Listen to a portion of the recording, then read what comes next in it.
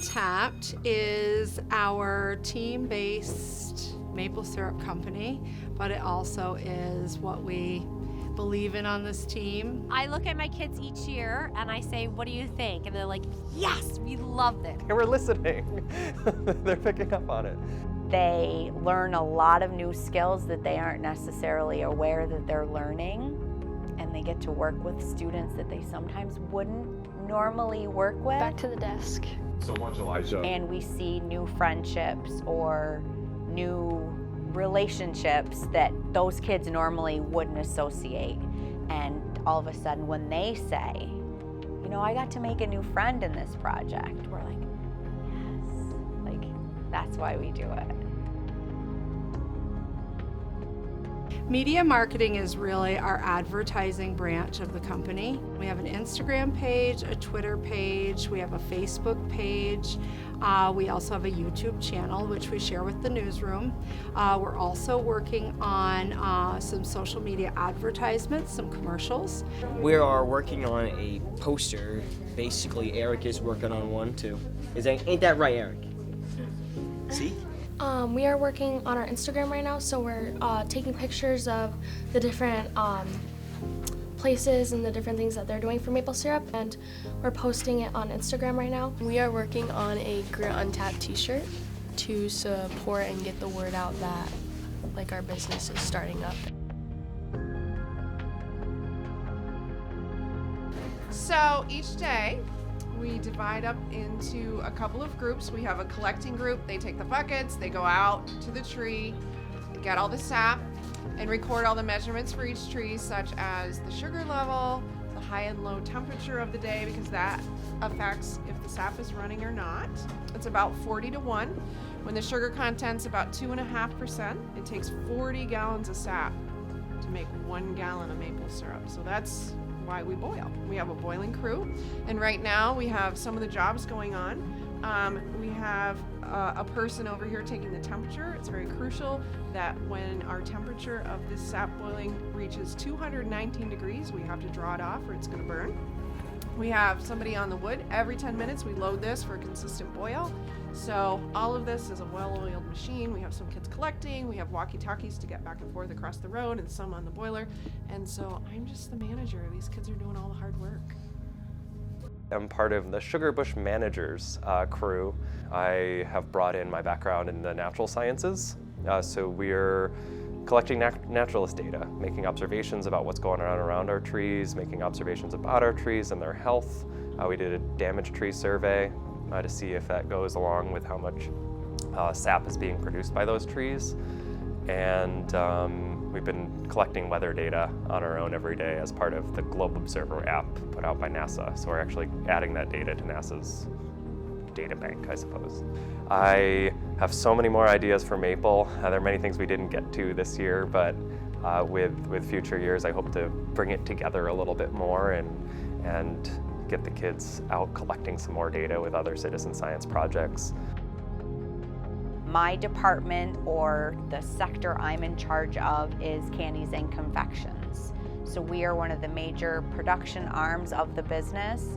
We make all the treats except for the maple syrup. Another group takes care of that, but we do all the candy and other sweet things that are for sale at our showcase. We make traditional maple sugar candies, and we have made over 800 of those this year. We make maple lollipops, and we have also about 800 of those. One of our very popular items is we make a maple cream chocolate. So we purchase maple cream from another maple producer local and incorporate that into kind of like a peanut butter cup, but with maple cream. We also this year tried maple gummy bears. I'll be interested to see the reaction on those. We also produce maple popcorn and maple cotton candy. We will be presenting, sharing with our audience on Wednesday night what they've been doing. All the science they had to learn, the safety. One thing that we're proud of is they create an infographic showing all the products, actual numbers of what we made, and that is kind of impressive when we talk about our group compared to some of the others of let's say the things we did, it seems a little short because the other groups are like, well, we did these 10 things. Well, we only did these, but we made 800 candies. So that is something the kids are always really proud of. So they'll speak to that, really show off our numbers and what they helped produce. And then when we have our store, our candies and confections kids are key with answering questions is one of the big roles they take on. What is this candy? How was it made? You know, what's in it? Those types of questions our students from specifically candies and confections are a resource for our customers the night of the showcase. So I thought it was just a really great way to get news out to our community about what we were doing. So it was a really great outlet to inform a community that this was all new to about how hard kids work here at the middle school and the great things that they were doing with this project. We talk a lot about what is the news, how to find the news, different ways to report it. They work with each department individually and find out what's going on in the departments to be able to report it out in a multitude of ways, whether it be social media, whether it be paper copy, Twitter we've used, we have a Facebook, we have a wonderful website. So each year the kids really decide what they want to do with it and they run with it. And I'm absolutely inspired every year by the ideas they have and the new things they bring to the table. So that's kind of a nutshell what we do. My name is Brooke Jeanette, and I teach social studies in the 8th grade at the Malone Middle School. During the maple syrup project, I run the field office. We interviewed several local agricultural business owners, including Maple's Relax and Ride Stables and Prairie's Orchard, and asked them a whole lot of questions that the students designed and wrote themselves. The students ran the interviews, and our hope was to learn from other agricultural businesses so that we could improve our own. I always tell the kids, our job in the field office is to make our business better in whatever way we can. We've designed taps in the past, we've run experiments so that we know where to place the tap in the tree. We still run experiments, like gravity experiments out of our 3rd floor window and off the balcony in the auditorium that the kids enjoy. So we have fun.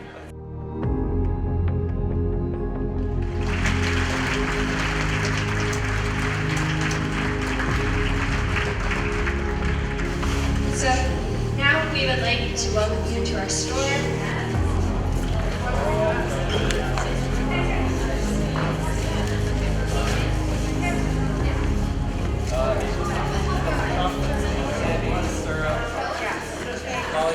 Hello, my name is Landon Pearson. I'm the COO of Grit Untapped Maple Syrup Business.